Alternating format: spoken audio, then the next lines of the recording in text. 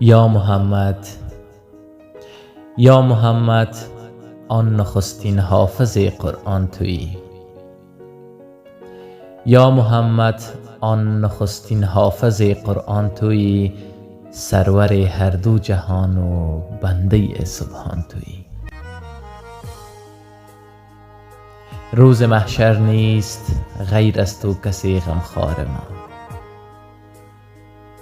روز محشر نیست غیر از تو کسی غمخوار ما، رویدار ما به پیش حضرت یزدان تویی. از حدیث و گفته هایت عالم ما روشن است.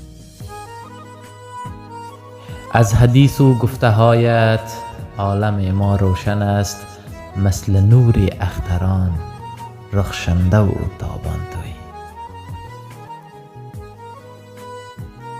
می کنم جان را فدای دین پاکت یا نبی.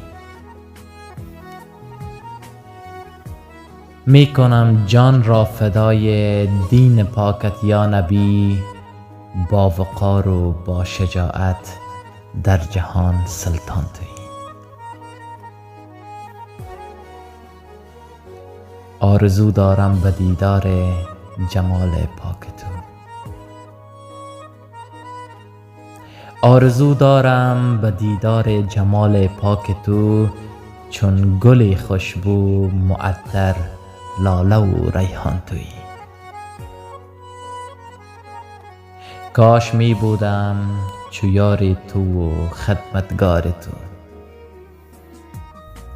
کاش می بودم چو یار تو و خدمتگار تو، سرور هر دو جهان و سرور رضوان تویی.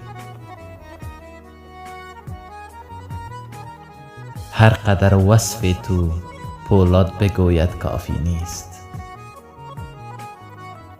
هر قدر وصف تو پولاد بگوید کافی نیست، پیشوای ما تویی و صاحب ایمان تویی. پیشوای ما تویی و صاحب ایمان تویی.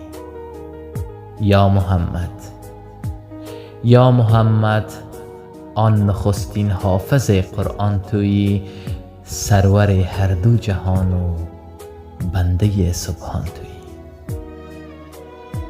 سرور هر دو جهان و سرور رضوان تویی.